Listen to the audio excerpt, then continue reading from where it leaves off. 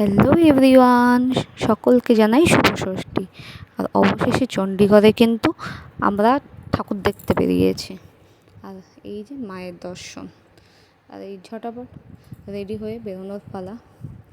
আমাদের ঘরের কাছে বেশ পাশেই একটা পুজো হয়।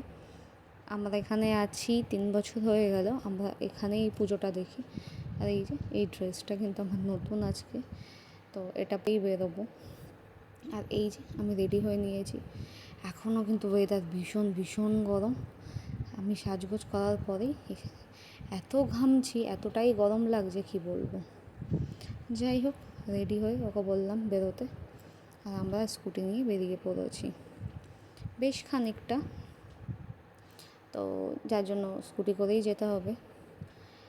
আর এই রাস্তায় বেরিয়ে আমি আর এখানের একটা বিশেষত্ব, সেটা সেই চেনা লোক সবাই একসাথে হয়, একসাথে বসে গল্প, একই মুখ, একই, বেশ ভালো লাগে। আমার কিন্তু এরকম ভালো লাগে। এখানে আরও একটা পুজো হয় চণ্ডীগড় কালীবাড়িতে, তো ভাবছিলাম যাব। তো এখানেই সবাই আলোচনা গল্প করতে করতে এই যে দেখুন, এখানে সামনের প্যান্ডেলটা কিন্তু এখনও কমপ্লিট হয়নি। আমাদের মা দুর্গা কিন্তু, মা প্রতিমা কিন্তু চলে এসেছে, কালকে রাতেই এসেছে। আর এই যে দেখুন, সব একে একে আসছে। আমরাই জাস্ট একটু তাড়াতাড়ি চলে এসেছি, তাও 7:30 পৌনে 8টা বাজে, তখন আমরা পৌঁছে গেছি। আর দেখুন কত সুন্দর সাজিয়েছে। এখানে বেশ এত বড় করে প্যান্ডেল করা হয়, ভেতরে কিন্তু কুলার, পাখা, চেয়ার, টেবিল সব ব্যবস্থা হয়। আর সাথে কিন্তু আজকে ওই ষষ্ঠীর দিন যে পুজোটা হয় সেটা কিছুক্ষণের মধ্যেই চালু হবে।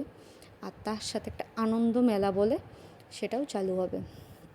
আর সেটা হচ্ছে আনন্দ মেলা বলতে ওই সবাই কিছু কিছু খাবার বানিয়ে সামান্য দামে স্টল লাগাবে, যেটা পছন্দ সে সেটা কিন্তু কিনে খেতে পারবে।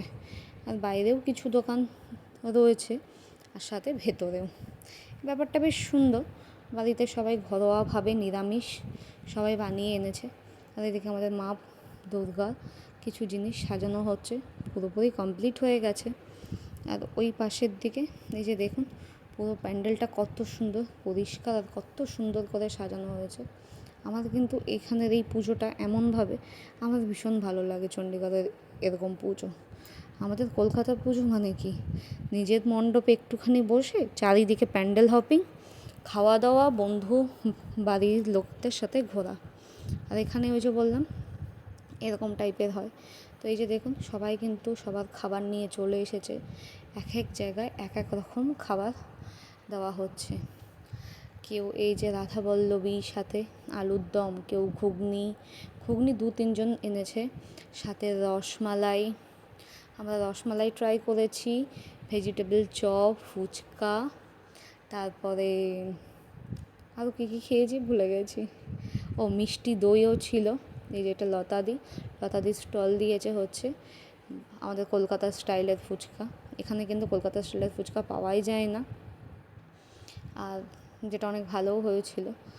আর সবাই এখানে একসাথে খুবই মজা হয়। আর এই যে তার হাজব্যান্ড, আর এই যে এই পাশের দিদিটা, ইনি ঘুগনি বানিয়েছে। ওনার থেকে আমরা ঘুগনিও কিনে খেয়েছি। ছোটো বাটি করে দেওয়া হচ্ছে। আর মিষ্টি দইটা না, মিষ্টি দইটা কিন্তু ভীষণ ভীষণ ভালো ছিল। মিষ্টি দই দেখুন ছোটো ছোটো ওই বাটিতে। আর এখান থেকে আমরা ভেজিটেবল চপ নিয়েছিলাম দুটো ছোটো ছোটো, ওই 15 টাকা করে, 30 টাকা প্লেট। তো এরকমই বিভিন্ন নারকেল নাড়ু ছিল, দই বড়া ছিল। দই বড়াটা আমরা আর পাইনি, স্টলে খতম হয়ে গেছিলো। আমরা যেতে যেতে মোটামুটি সবাই দই বড়া শেষ।